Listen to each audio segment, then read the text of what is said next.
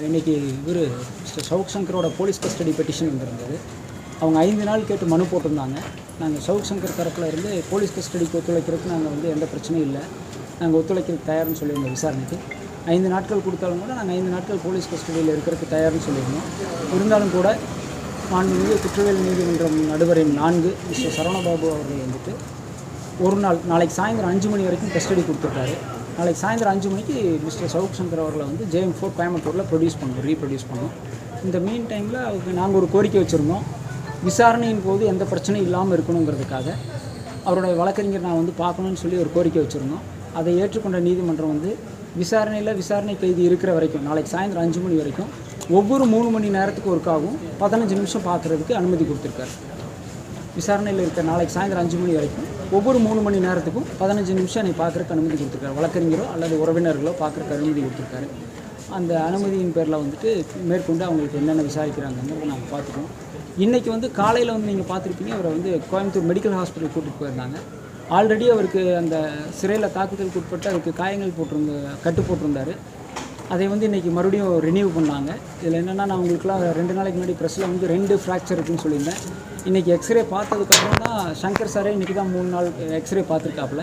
மொத்தம் 3 ஃப்ராக்சர் இருக்குது. அந்த 3 ஃப்ராக்சருக்கும் கட்டு போட்டு விட்ருக்காங்க. அடுத்த ரிவ்யூ 1 மாதம் கழிச்சு. அவ்வளோதான் சார் அப்டேட். Thank you sir. இப்போ அவர் பார்த்தீங்கன்னா நீதிமன்றத்தில் அங்கே அரசு மருத்துவர் குற்றச்சாட்டு வைக்கிறார். இந்த மாதிரி என்னோட கையை உடைச்சது காவல் கண்காணிப்பாளர் தான், எனக்கு என்னை அங்கேயே மரணம் அங்கே இருக்குது அப்படிங்கிற மாதிரி சொல்கிறார். ஆனால் நீதிமன்றத்தில் அதை பற்றி அவர் இல்லை. இந்த கஸ்டடி பெட்டிஷனுங்கிறது ஒரு லிமிட்டட் ஸ்கோப். இதில் இப்போ இருக்கிறது நீங்கள் கஸ்டடிக்கு போகிறக்கு, கஸ்டடிங்கிறது ஜெயிலுக்குள்ளே வச்சு விசாரிக்க மாட்டாங்க. போலீஸ் கஸ்டடிங்கிறது அவங்க சைபர் கிரைம் ஆஃபீஸில் வச்சு விசாரிப்பாங்க. அதனால் இப்போ அதை சொல்ல வேண்டிய தேவையில்லை.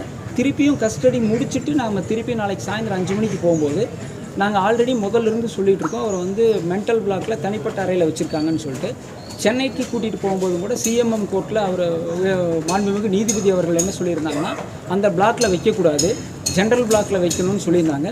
பட் இப்போவும் கூட திருப்பியும் அதே ரூமில் தான் வச்சுருக்காங்க. அதுக்கு காரணம் அவங்க என்ன சொல்கிறாங்கன்னா, சாலிட்ரி கன்ஃபைன்மெண்ட்டில் வைக்கக்கூடாதுன்னு ஆர்டர் இருக்குது, எந்த பிளாக்கில் வைக்கணுங்கிறத குறிப்பிட்டு சொல்லலைன்னு இருக்காரு. நாளைக்கு இந்த நீதிமன்றத்தில் நீதிபதி முன்னாடி அப்பீர் ஆகும்போது தான் நம்ம அந்த கோரிக்கை வைக்க முடியும். இப்போ வைக்க முடியாது. அது ஆக்சுவலாக அவங்க கஸ்டடி சைபர் கிரைம் தான் எடுத்துகிட்டு போகிறாங்க. ஜெயிலுக்குள்ளே வச்சு அவங்களுக்கு விசாரணை பண்ணுறதா அதை சொல்லலாம். பட் இப்போ அதை நம்ம சொல்ல வேண்டிய தேவை இருக்காது. நாளைக்கு 5 மணிக்கு திருப்பியும் அவரை கோர்ட்டில் ப்ரொடியூஸ் பண்ணல.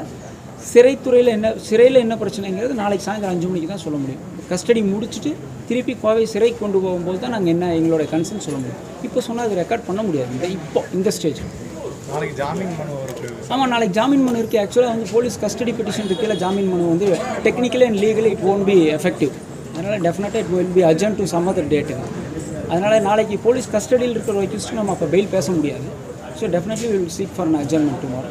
இந்த லேட்டர் ஸ்டேஜில் கண்டிப்பாக அது பேசுவோம். தேங்க்யூ. இல்லை, கண்டிப்பாக it has a prescribed time தான். Definitely we are going to file objection, we are going to take steps.